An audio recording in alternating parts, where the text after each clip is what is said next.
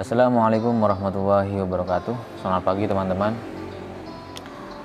Ada banyak kejadian lucu di Indonesia terkait corona. Salah satunya adalah berita soal orang mati tenggelam kemudian divonis positif corona.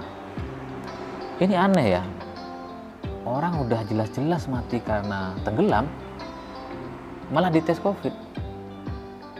Itu saya gak ngebayangin gimana proses itu bisa terjadi gitu. Misal saya jadi dokternya, masuk ke ruang mayat, ada mayat baru gitu, ada mayat nih, tes dulu gitu.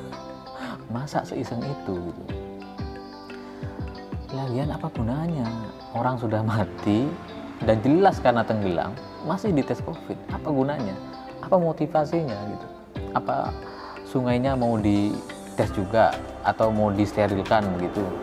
Ikannya, buayanya, pohonnya, batunya mau disterilkan semua, karena mana tahu semua itu mengandung virus. Apa itu tujuannya? Saya nggak ngerti. Dan yang saya juga nggak habis pikir adalah aturan memakai masker di dalam mobil pribadi. Kalau di dalam bus, pesawat, kereta oke lah, itu masuk akal. Tapi kalau mobil pribadi itu kan mobil kita gitu. Ngapain masih harus pakai masker?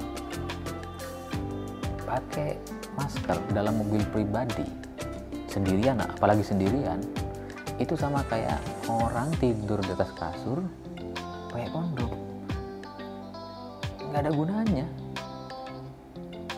Kalau ada, saya juga baca komentar tuh, ya mungkin karena mobil itu kan bisa saja ada teman masuk ke dalam mobil gitu, ada orang lain begitu, kerabat dan sebagainya, ya supaya steril aja gitu, supaya karena virus itu katanya menempel di dashboard dan sebagainya.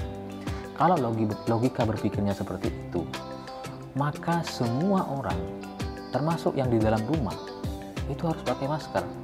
Karena apa? Ya orang bisa saja ke rumah kita dan terinfeksi dari barang-barang yang sudah ada virusnya gitu. Kan logikanya seperti itu. Ya sekalian aja razia rumah-rumah biar banyak dapatnya. Gak masuk akal. Cara mencatat kematian juga aneh.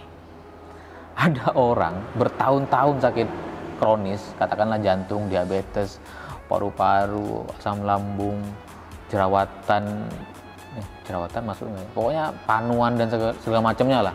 Bertahun-tahun mereka mengidap itu, tapi kemudian mati karena COVID. Ini gimana logika berpikirnya? Kan kasihan penyakit-penyakit lamanya itu kan. Mereka udah bertahun-tahun Bapak memerangi suatu tubuh agar cepat mati, terus di ujung nggak dihargai. Sama kayak orang yang pacaran bertahun-tahun, udah panggil ayah bunda, udah punya daftar calon nama bayi, terus ujung-ujungnya nikah sama orang lain, kan repot. Repot lah. Nanti kan nikah sama orang lain karena harus masih diskusi lagi itu nama bayinya gimana, masih debat lagi. Lagian apa nggak kasihan gitu sama popularitas dan nama besar penyakit-penyakit lama itu? Nggak dianggap gitu. Semua diklaim COVID. Dan kita itu sebenarnya COVID ini kan awalnya di Cina gitu ya, awal muncul. Dan kita mencontoh hampir semua yang dilakukan Cina dalam rangka memerangi COVID ini. Ambil contoh, Cina pakai APD yang kayak baju astronot gitu, kita juga pakai. Kemudian Cina melakukan lockdown di Wuhan, kita juga PSBB. Terus Cina menyemprotkan disinfektan di jalan raya, kita juga melakukan itu. Tapi kenapa ya? Kenapa beda hasilnya?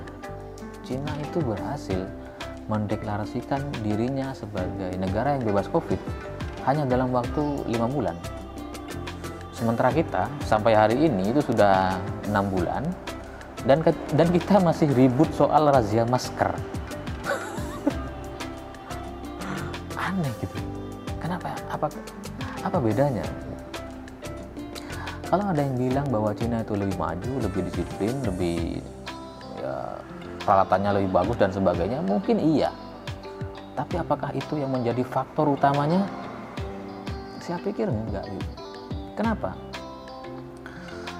Karena saya melihat mental dan kita itu belum siap untuk meniru suatu kebijakan atau sesuatu yang tidak nampak oleh mata. Makanya kita hanya bisa meniru baju APD, meniru lockdown, hanya meniru yang nampak saat mata. Sementara soal kebijakan dan sistem itu nggak ada sama sekali gitu. Karena bayangkan, Cina bisa selesai dengan kasus virus ini tanpa vaksin. Sampai sekarang tanpa vaksin. Lalu bagaimana sementara kita gitu mau menyelesaikan virus corona ini dengan vaksin? Vaksin dijadikan satu-satunya jalan keluar, satu-satunya. Ini nggak masuk akal gitu. Kalau Cina sendiri memang mereka bikin banyak vaksin begitu, aneka jenis vaksin, ya mereka senang-senang aja lah. Kita mau beli vaksin, mereka kasih gitu. Kita mau beli APD, ya mereka kasih. Terus kita mau beli rapid test yang banyak, ya mereka siapin. Karena pada prinsipnya apa? Yang penting cuan, yang penting untung mereka ini. Apa palu gada kan? Apa yang lu mau gua ada gitu kata mereka. Ya mereka asik-asik aja kalau kita mau beli barang-barang mereka begitu. Sementara kita sebaliknya, DNA kita ini kayaknya memang DNA belanja gitu. Suka belanja barang-barang yang kadang nggak ada gunanya, kadang sudah dapat nggak dimanfaatin begitu. Kita ini adalah masyarakat yang suka menyelesaikan masalah dengan belanja, pusing dikit belanja, seolah-olah setelah belanja itu selesai segala macam permasalahan. Ya sama dengan vaksin ini, seolah-olah dengan adanya vaksin terserah itu efektif atau enggak, seakan-akan itu bisa menyelesaikan permasalahan. Padahal Cina sendiri yang memproduksi vaksin tidak melakukan itu. Mereka logis gitu. Kenapa mereka tidak melakukan itu? Pertama karena memang nggak butuh. Ya ngapain? Ngapain divaksin? Udah tahu mayoritas orangnya tanpa gejala begitu. Ngapain divaksin?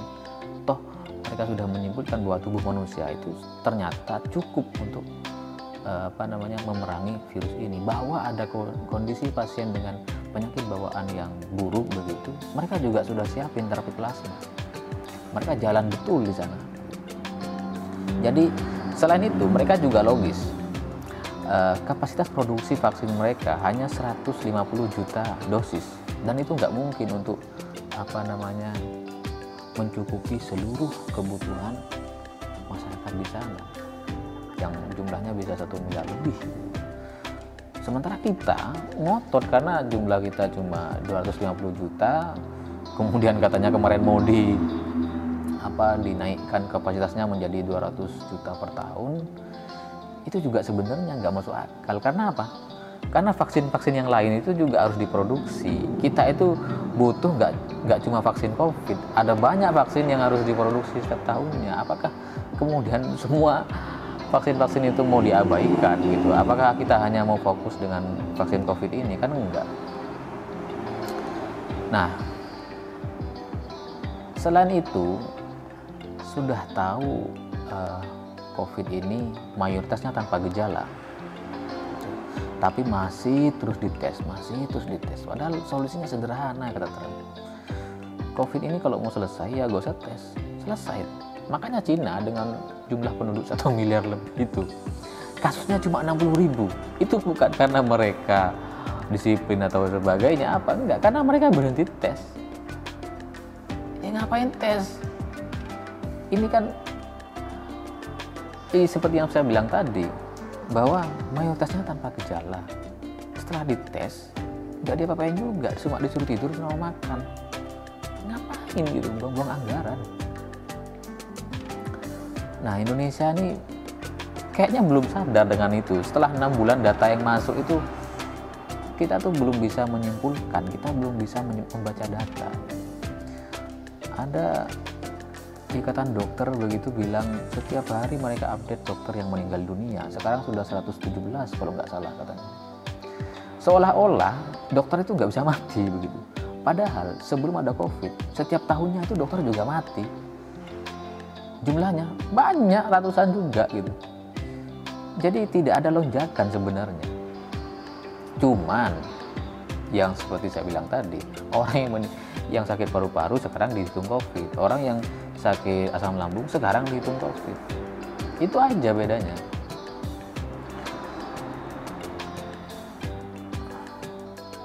Kalau kita bilang apa namanya, ada juga saya baca komentar, sekarang kan sudah 9.600 orang meninggal dunia gitu, sampai hari ini setelah 6 bulan. Kemudian orang berpikir itu banyak begitu. Ya sebenarnya kalau dalam statistik begitu, dalam durasi 6 bulan itu memang selalu ada orang meninggal, selalu ada, nggak mungkin nggak ada orang meninggal. Kalau kalian bilang ya minimal nggak meninggal karena COVID, harus dicek juga yang meninggal karena COVID itu berapa orang, yang meninggal karena penyakit bawaannya itu berapa. Itu kan nggak bisa dibedakan begitu. Malah orang yang tenggelam tadi masih dites COVID, orang tabrakan jelas mati karena tabrakan diklaim positif COVID. Itu kan yang menjadi permasalahan gitu. Kalau ada yang komentar bahwa jumlah tes kita itu masih kecil dan sebagainya, itu nggak berlaku dalam dunia penelitian. Kenapa survei calon popularitas itu nggak menanyakan semua masyarakat seluruh Indonesia? Kenapa? Karena udah cukup, nggak butuh berapa persen penduduk gitu.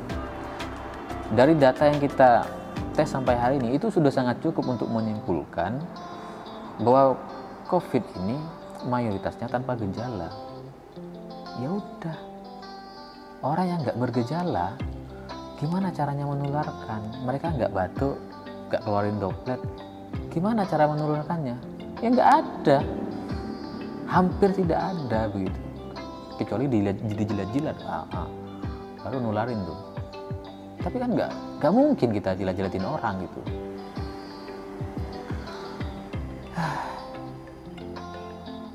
Tapi ya bagaimanapun proyek vaksin itu memang menggiurkan. Saya sadar bahwa COVID ini, PSBB itu melibatkan banyak orang. Di lapangan itu ada banyak petugas yang dikerahkan dan mereka mendapat bayaran. Kemudian alat kesehatan, rapid test, dan semuanya itu bisnis. Dan nampaknya sebagian para penguasa itu sangat senang sekali dengan kondisi seperti ini dan ingin memperpanjang agar lebih lama lagi. Kalau ada teman-teman kamu cerita bahwa ada teman saya meninggal dunia, jangan sampai kamu nanti juga meninggal dunia dan sebagainya, ya itulah propaganda. Karena menurut data 185.000 orang sembuh dan 9.600 orang meninggal dunia. Yang diceritakan tetap 9.600, yang sembuh tetap 185.000. Kenapa kita hanya mau mendengarkan orang-orang yang meninggal dunia?